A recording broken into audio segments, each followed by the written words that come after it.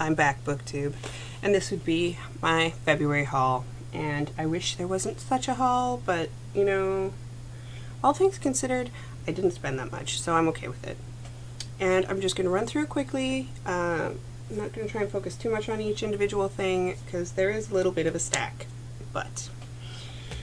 and we're just going from top to bottom, so it's probably the newest to the oldest, but it doesn't really matter. After watching the Around the World by Sophie Portal in the Pages, I picked up a used copy of Sulfuric Acid by Amelie Northam, and it is about $2.50 used on Amazon. This one is kind of banged up. The cover's been bent really badly, as has the back cover. We've got some yellowing of the pages. Don't really care.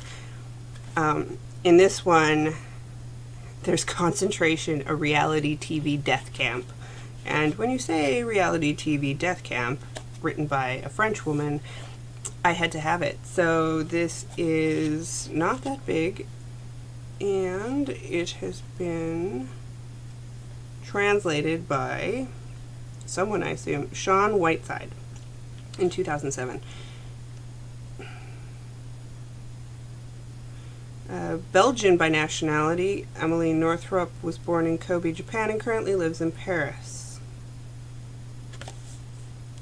So, looking forward to that. Again, not very big, under 100 pages, but the premise just, I could not. And then for the book depository, I made a couple of orders because how could you not? One, because the first one I got of Ali Smith, The Autumn, was in this edition, and I want the same editions all the way through because that's who I am. And so I picked up Winter in the paperback. It's got the big print. I have Autumn the same way, and I could go get it in the bookstore, but I want them all to be the same. I have not read it yet. I loved Autumn. It was on my top 10 for last year, so I'm hoping Winter hits me in the same feels, but we'll see. And then for March Mystery Madness, which I knew was coming up, I've been really wanting to read the Miss Marple mysteries by Agatha Christie, so I picked up the first one, The Murder at the Vicarage, because my local bookstores didn't have it, my used bookstore didn't have it, and it's a lovely cover. So I figured, why not? And I'm going to pick up all of the Miss Marples, probably, because she's a knitting badass, and I love knitting badasses. Looking forward to checking this out. It's going on my March TBR. I was at the Dollar Tree, and I decided to pull a paperback junkie and look around, and I saw this, and I thought, hey, it's $1. And it's Reunion by Hannah Pittard, which is about, I don't know here, 4 days where family secrets are revealed, personal foibles are exposed, and Kate, an inveterate liar, looks for a way to come clean. It's not very big, it's not very long.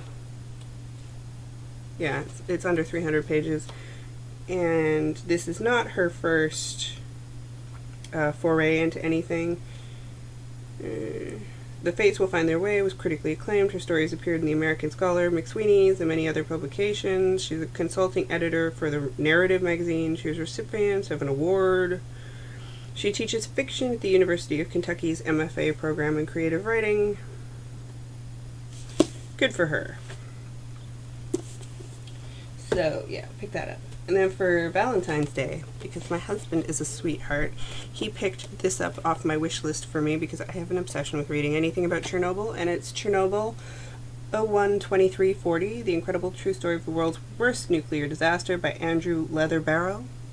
And this is actually, aside from being super shiny, a self-published book.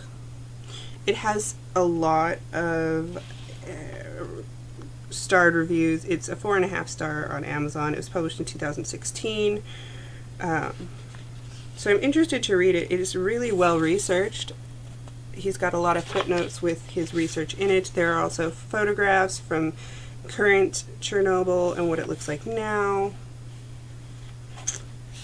And I'm pretty sure he's taken them, but they're gorgeous. They're breathtaking and like horrifying. But like, how can you not want to read this book? So looking forward to this. I might pick it up in March. I might try and hold myself off till April. I don't know, because it is March Mystery Madness. But I do like to read a nonfiction a month, and that might just crop in. We did go to the used bookstore. We had some books to take in, and that means, you know, we're going to bring some home. The husband scored a lot more than I did. I think I got 2 more of the Anne McCaffrey Pern series. I think I have 2 more left to go, so I almost have the full series. And then I picked these up. One's Midnight in Peking, How the Murder of a Young Englishwoman Haunted the Last Days of Old China. It won an Edgar Award. So, interesting to read about that. I've never heard of it. And the riveting true crime tale uncovers the truth about murder in 1937 China that caused an international media sensation. I've read a lot about serial killers, and I have never heard of this, so I was totally riveted by that. And then Death at the Priory, Love, Sex and Murder in Victorian England by James Ruddick, because apparently I needed true crime. Despite the efforts of numerous historians, criminologists, and other writers since, including Agatha Christie, no murder ultimately could be determined. So, why not? Why not? It just sounded like something I wanted to read. Like Love, Sex, and Murder in Victorian England. Then we have the book of the month. So I picked up The Philosopher's Flight, Half Science, Half Magic, Entirely Fantastic by Tom Miller. Primarily because it sounded like something both me and my husband would enjoy, so I thought we could both read it. And it's about a man who inherits a superpower and the ability to fly. Or, no. It's magic. Either way, he's one of the few men who can do practical empirical philosophy, an arcane female-dominated branch of science used to summon wind, heal the injured, and fly. So he ends up becoming the first man to join a woman's school about flying and medical stuff. And I just thought it would be interesting. It sounded really up my husband's alley, and the idea entertained me, so I figured, why the heck not? Now, the book I did get for myself, because, hey, sometimes you can't. This month I'm getting nothing, because actually nothing looked appealing to me for their March picks, but for February. The other one was The Broken Girls, which I'm sure everyone has seen, Kicking Around by Simone. Are you a woman? You're a woman, you're Simone. Okay. Simone St. James, which is about an asylum, or a girls' school, that's being renovated, and there are spirits, and that was all I really needed to know to want to read it. So those are the 2 I got from the book of the month for February. And the other thing I picked up, and see, okay, so we've got used bookstore, dollar store, book depository, which in all fairness I probably ordered in December, Valentine's Day, so really I'm doing okay.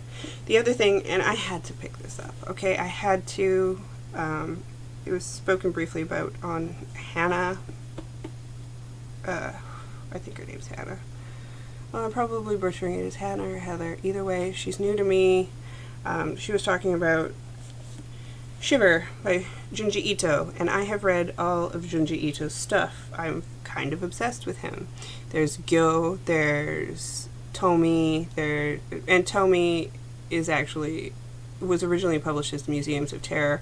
Museum of Terror, there were 3 volumes, and I have the first 2 volumes, and then they did a compendium called Tomi, which takes the best of the Museum of Terrors, which I haven't picked up yet, but I need to, and Uzumaki, which I have the original 3 of. They did a bind-up like this of Uzumaki that I need to pick up.